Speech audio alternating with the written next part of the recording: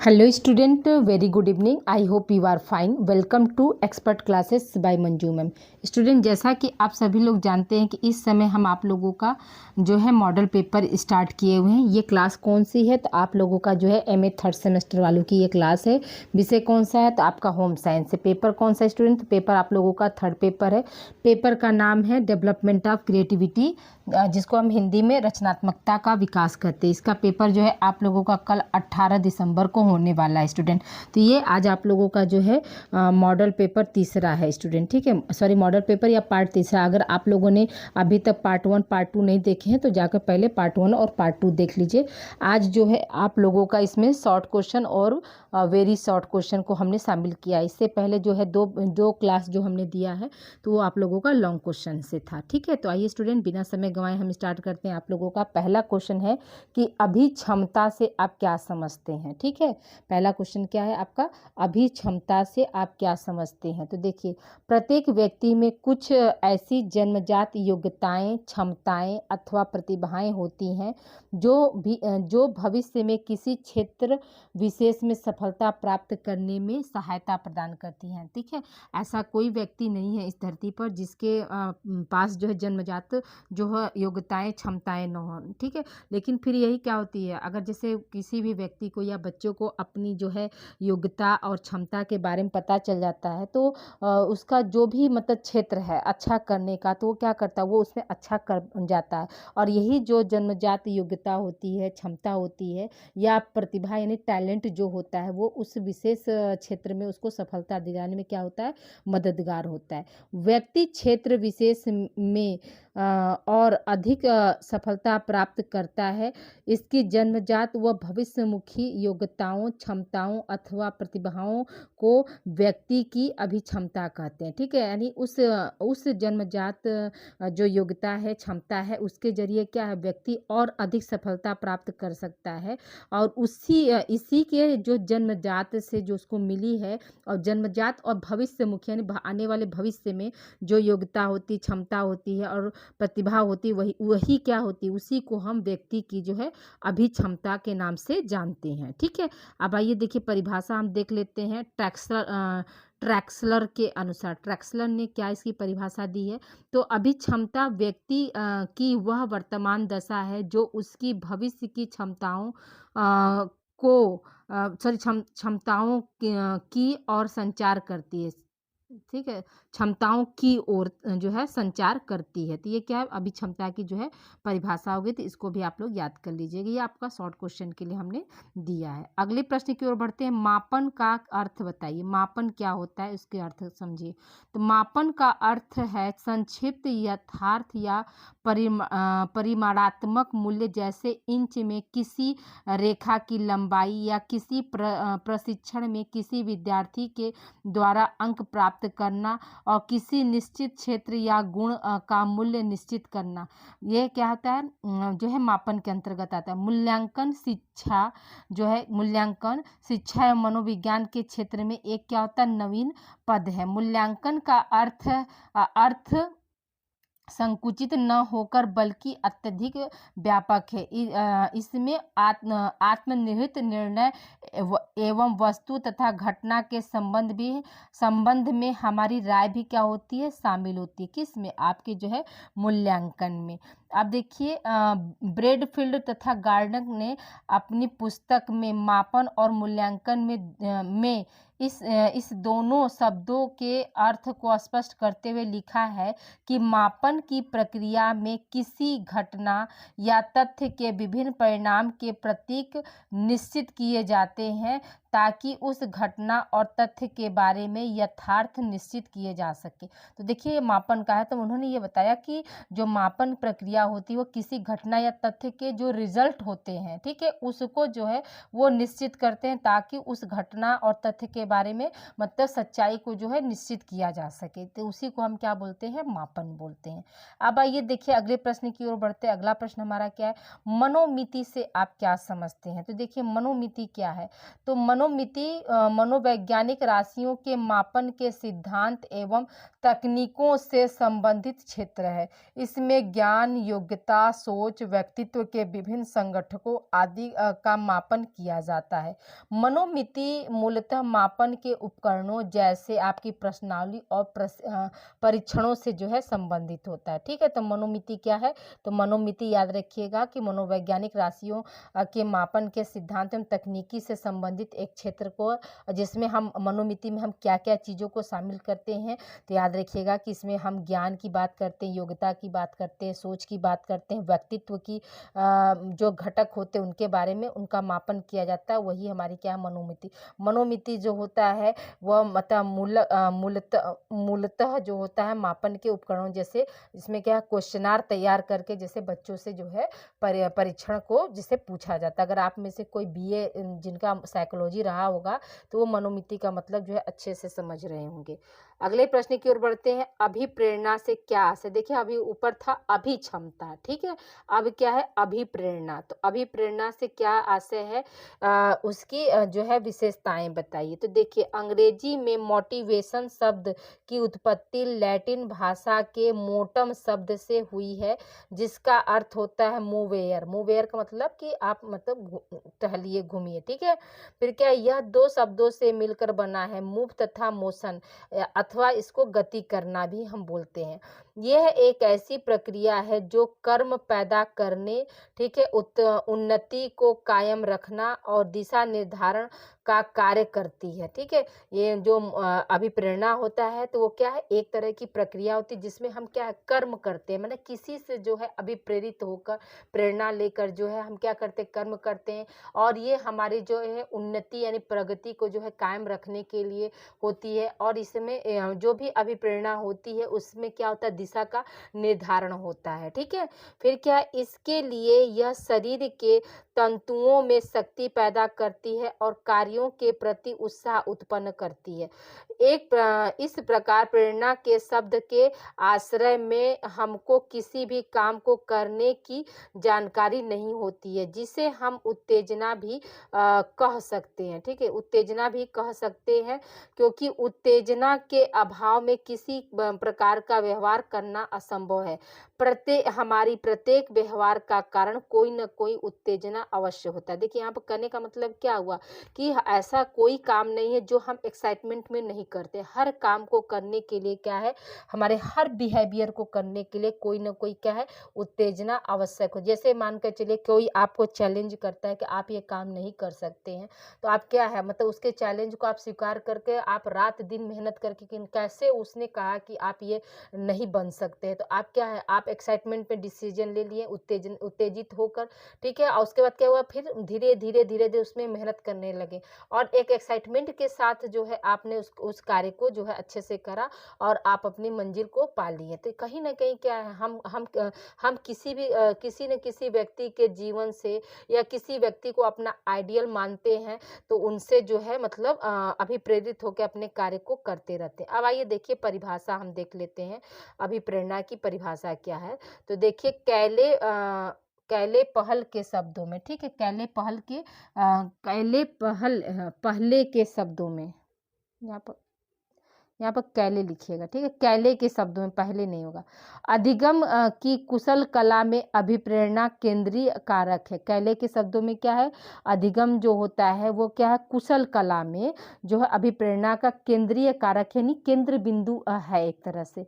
फिर क्या है? बर्नार्ड शॉ के शब्दों में क्या है? देखिए, शॉ जो होता है ऐसे लिखा था, लेकिन टाइपिंग में ये ली नहीं हो पाया ना, शॉ, ठीक है। तो अभिप्रेरणा शिक्षा में मनोविज्ञान की मूलभूत समस्या है। ठीक है, उन्होंने क्या बताया कि जो अभिप्रेरणा है वह शिक्षा में क्या है? मनोविज्ञान की मूलभूत जो है समस्या होती है। अब आइए देखिए अगले, अब विशेषता की हम बात कर लेते हैं।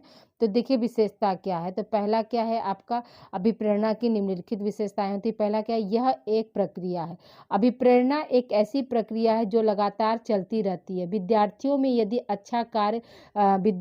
से यदि अच्छा कार्य लेना है तो उन्हें हमेशा अभिप्रेरित करते रहना चाहिए। ठीक है, उन्हें क्या है? अभिप्रेरित हमेशा करते रहना चाहिए। देखिए, अभिप्रेरित जो है गलत टाइप हो गया है, इस तरह से छोटी की मात्रा होगी। ठीक है, भ पे क्या होगी, यहाँ पर छोटी की मात्रा होगी, इसको बना लीजिएगा।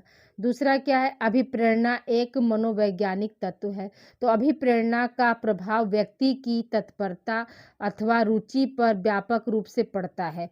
अन्य शब्दों में हम कह सकते हैं कि अभिप्रेरणा मनुष्य के अंदर पैदा होती है, बाहर नहीं। ठीक है, ऐसा नहीं है कि जो अभिप्रेरणा है वो क्या है, मनुष्य के बाहर पैदा होना, मनुष्य के अंदर। हम क्या है, हम अंदर से ना अभिप्रेरित होते हैं किसी को देखकर, किसी के कार्य को देखकर, किसी की मेहनत को देखकर कि नहीं, जिस तरह से उसने मेहनत किया हम भी मेहनत करेंगे तो हमें भी क्या है, अपनी कामयाबी, अपनी मंजिल मिल सकती है। तीसरा क्या है आपका, अभिप्रेरणा मानवीय संतुष्टि का प्रतिफल है। तो अभिप्रेरणा को क्रय करना, अभिप्रेरणा को क्रय करना, एक स्थान से दूसरे स्थान पर परिवर्तित करना संभव है। यह तो मानव की संतुष्टि के परिणाम स्वरूप जो होती है ये उत्पन्न होती। तो ये बात भी सही है कि जो अभिप्रेरणा है उसको हम क्या कर सकते हैं, उसको हम जैसे क्रय कर सकते हैं, बेच सकते हैं। ठीक है, और मतलब एक स्थान से दूसरे स्थान तक उसको जा सकते हैं। इससे क्या होगा, मानव को जो है संतुष्टि मिलती है। चौथा क्या है आपका, मनुष्य में अभिप्रेरणा प्रक्रिया अलग अलग होती है। तो ये भी बात सही है। जो आवश्यकता एक व्यक्ति को भी प्रेरित करती है दूसरे व्यक्ति को नहीं, और जो आवश्यकता एक व्यक्ति को एक समय में अभिप्रेरित करती है इस व्यक्ति को दूसरे समय प्रतिफल नहीं करती है। यह इसकी प्रमुख विशेषता। कहने का मतलब क्या हुआ कि कोई ज़रूरी नहीं है कि जो मतलब आवश्यकता जो है किसी को अभिप्रेरित कर रही है तो वो दूसरे व्यक्ति को भी अभिप्रेरित करे, ऐसा कोई ज़रूरी बात नहीं है। क्योंकि अभिप्रेरणा जो होती है हर व्यक्ति में क्या होती है, अलग अलग होती है। कभी कभी क्या होता है कि किसी व्यक्ति को एक मतलब प्रेरणा से भी प्रेरित हुआ, फिर कोई जरूरी नहीं कि उसी समय में फिर उसी व्यक्ति को जो है उसी बातों से जो वो फिर अभिप्रेरित होकर उस कार्य को करे। तो इसलिए क्या है कि मतलब ये समय और चक्र के अनुसार क्या है, जो अभिप्रेरणा होती वो मतलब बदलती रहती है। ठीक है, फिर क्या है पांचवा आपका क्या, यह विद्यार्थियों का कार्य करने हेतु प्रेरित करती है। ठीक है, तो अभिप्रेरणा की एक महत्वपूर्ण विशेषता यह है कि यह विद्यार्थियों के अपने उद्देश्य और लक्षणों नहीं होगा, लक्ष्यों होगा यहाँ पर। ठीक है, यहाँ पर बना लीजिएगा, लक्ष्यों की प्राप्ति के लिए प्रेरित करती है, लक्षणों नहीं होगा। ठीक है, तो जो मतलब अभिप्रेरणा होती है वो क्या है, ये अभिप्रेरणा की मतलब सबसे अहम जो विशेषता यह है कि यह विद्यार्थियों के क्या है, जो भी उनका टारगेट होता है, जो भी इनका लक्ष्य होता है उसके लिए क्या, उसको प्राप्त करने के लिए उन्हें क्या करती है, प्रेरित करती है। जैसे अब नेक्स्ट क्या है आपका, अभिप्रेरणा एक निश्चित विधि है। अभिप्रेरणा एक विधि है जिसमें प्रेरणाओं, भावनाओं, इच्छाओं, महत्वाकांक्षाओं, प्रयत्नों और आवश्यकताओं के माध्यम से मानवीय व्यवहार का निर्देशन, नियंत्रण एवं स्पष्टीकरण जो है किया जाता है। ठीक है, तो अभिप्रेरणा क्या होती है, एक विधि होती है जिसमें हम क्या है, मानव के व्यवहार के, मानव के इच्छाओं के, मानव के महत्वाकांक्षा, मानव के जो है प्रयास होते उन सबको जो है मतलब हम देखते हैं। ठीक है, अगला पॉइंट हमारा क्या है कि अभिप्रेरणा व मनोबल एक नहीं। ठीक, अभिप्रेरणा और मनोबल एक नहीं। जैसे बहुत से लोग क्या है ये समझते हैं कि अभिप्रेरणा और मनोबल क्या है, एक ही है, जबकि यह सही नहीं होता है। ठीक है, इसमें काफ़ी अंतर पाया जाता है। मनोबल कार्य करने की इच्छा की तरफ संकेत करता है, जबकि अभिप्रेरणा कार्य के प्रोत्साहित करने की एक प्रक्रिया है। ठीक है, जो मनोबल है तो वो क्या है, कार्य करने की इच्छा की ओर, मतलब हमको काम करना है कि नहीं करना है इस पर जो है डिपेंड करता है। लेकिन जो अभिप्रेरणा जो होती है वो क्या है, प्रोत्साहित करने की एक प्रक्रिया होती है कि नहीं हमको ये काम करना है। ठीक, अंदर से क्या होता है, प्रोत्साहन मिलता है। फिर क्या, आठवां विशेषता क्या कि यह विद्यार्थियों की कार्य क्षमता में वृद्धि करती है। तो विद्यार्थियों की कार्य क्षमता को बढ़ाने में अभिप्रेरणा काफ़ी सहायक है, क्योंकि इन विद्यार्थियों में ज्ञान, शिक्षा, अनुभव तो प्राप्त होता है, पर कार्य की इच्छा अभिप्रेरणा से जो है जागृत होती है। यानी कार्य करने की जो इच्छा होती है वो किससे जागृत होती है, तो आपकी अभिप्रेरणा से जागृत होती है। अब आइए देखिए, आपका ये भी क्वेश्चन खत्म हो गया। अब आइए देखिए हम अगले प्रश्न की ओर बढ़ते हैं। अगला प्रश्न हमारा क्या है कि सृजनात्मकता सिंड्रोम पर टिप्पणी लिखिए। ठीक है, सृजनात्मकता सिंड्रोम क्या है, ये अभी 2000 मतलब पिछले साल जो है क्वेश्चन ये पूछा गया था। तो देखिए आइए इसको हम समझते हैं कि रचनात्मकता या सृजनात्मकता सिंड्रोम कोई औपचारिक निदान नहीं है। ठीक है, ये क्या है, कोई औपचारिक निदान नहीं है, बल्कि एक अवधारणा है जो अत्यधिक रचनात्मक व्यक्तियों से जुड़े लक्षणों, प्रक्रियाओं तथा कभी कभी चुनौतियों के समूह का जो है वर्णन करती है, जिसमें अंतहीन विचार, जिज्ञासा, नवीनता को अपनाना जैसे चीजें शामिल हैं। लेकिन मानसिक स्वास्थ्य समस्याओं, प्रतिकार की भावनाओं से संभावित संबंध भी शामिल हैं, जो व्यक्तित्व, पर्यावरण और रचनात्मक उत्पादन के बीच क्या है, जटिल अंतर संबंध को जो क्या करते हैं, ये उजागर करते हैं। तो याद रखिएगा कि जो सृजनात्मकता सिंड्रोम है वो क्या है कि कोई औपचारिक निदान नहीं है, ठीक है। इसमें क्या होता है, इसमें जो व्यक्ति होता है ना वो अत्यधिक रचनात्मक व्यक्तियों से जुड़े लक्षणों, इसमें क्या होता है, इसमें मतलब जो इसकी क्रिएटिविटी है, ठीक है, जो सृजन करने की जो क्षमता है वो लक्षण क्या होगी, बहुत ज़्यादा होता है। और ये कभी कभी क्या होता है, चुनौतियों का समूह का भी वर्णन करने लगती है। उसी को हम क्या बोलते हैं, सृजनात्मकता सिंड्रोम के नाम से जानते हैं। इसमें क्या होता है, इसमें नए नए खोज होते हैं, ठीक है, हर चीज़ के प्रति जानने की जिज्ञासा होती है, ये सब चीज़ें जो है इसमें पाया जाता है। अब आइए दूसरे क्वेश्चन की तरफ पढ़ते हैं। दूसरा क्वेश्चन हमारा क्या है, ब्रेन स्टॉर्मिंग पर टिप्पणी लिखिए। ब्रेन स्टॉर्मिंग क्या होता है, तो देखिए ब्रेन स्टॉर्मिंग एक समस्या समाधान और विचार उत्पन्न करने की तकनीक है। ब्रेन स्टॉर्मिंग क्या है, तो याद रखिएगा कि यह एक मतलब समस्या समाधान और विचार उत्पन्न करने की एक क्या होती है, तकनीक होती है, जो आमतौर पर समूहों में की जाती है। यह पूर्वाग्रहों को दरकिनार करते हुए बड़ी संख्या में विचारों को उत्पन्न करने पर ध्यान केंद्रित करके रचनात्मक सोच तथा सहयोग को जो है यह प्रोत्साहित करती है। कहने का मतलब क्या हुआ कि जो ब्रेन स्टॉर्मिंग है, तो याद रखिएगा कि जो भी मतलब पहले के मतलब पूर्वाग्रह से ग्रसित हैं उनको क्या करते, उनकी जो बड़ी संख्या उसको कम करती है, और उसमें क्या है, उसमें जो है नए विचारों को जो है उत्पन्न करने का जो है क्या काम करती है, जिससे क्या हो सके, जिससे जो है मतलब ध्यान केंद्रित हो सके और वो व्यक्ति जो है अच्छे से कार्य को कर सके, ठीक है। आई होप यहाँ तक आप लोग को समझ में आ गया होगा। अगला प्रश्न हम देखते हैं, सृजनात्मकता के परीक्षण पर टिप्पणी लिखिए, या सृजनात्मक परीक्षण क्या होता है, या रचनात्मक परीक्षण क्या होता है, इस तरह से भी क्वेश्चन आपको आ सकते हैं। तो देखिए, सृजनात्मकता के परीक्षणों के लिए गिलफोर्ड ने अनेक परीक्षणों की रचना की है। टॉरेंस ने भी इस दिशा में महत्वपूर्ण कार्य किए हैं। उसके परीक्षण जो है निरंतरता, लोचनीयता, मौलिकता और विस्तार आदि का मापन करते हैं। टॉरेंस ने 4 परीक्षण की एक बैटरी का निर्माण बच्चों में सृजनात्मक के मापने हेतु किया। इस बैटरी के 2 परीक्षण मौखिक और 2 लिखित होते, 2 मौखिक हैं और लिखित हैं। यह परीक्षण इस प्रकार है। तो देखिए, पहली बात तो समझिए यहाँ पर कि जो टॉरेंस महोदय थे उन्होंने जो है इसमें लिया, तो इसमें जो उन्होंने लाया अपने विचारों को, तो इसमें उन्होंने 4 बिंदु पर बहुत ज़्यादा ध्यान दिया। पहला क्या है, उसमें निरंतरता होनी चाहिए, कंटिन्यूटी पाने चाहिए, उसमें क्या है, लोचनीयता होनी चाहिए, ठीक है, फ्लेक्सिबिलिटी का गुण पाया, मौलिकता होनी चाहिए और विस्तार। और इसके लिए जो है उन्होंने बैटरी का उपयोग किया। बैटरी में भी उन्होंने देखा कि बच्चों का जिसे सृजनात्मक टेस्ट कैसे करते थे, इसके लिए भी उन्होंने जो है बैटरी के 2 परीक्षण किए, जिसको हम मौखिक और लिखित कहते हैं। अब आइए देखिए कौन कौन से 4 परीक्षण हुए। तो पहला परीक्षण है आपका वृत्तीय परीक्षण, ठीक है।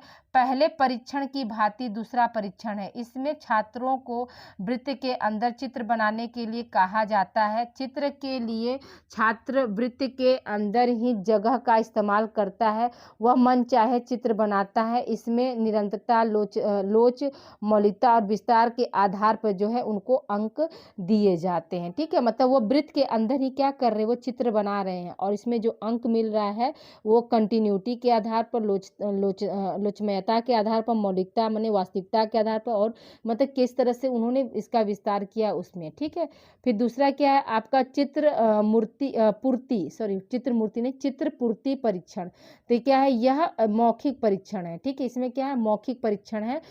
इस परीक्षण में अपूर्ण चित्र रहते हैं, इनको देखकर दूसरे सिरे पर दिए गए चित्र से मिलकर नवीन चित्र बनाने के लिए कहा जाता है।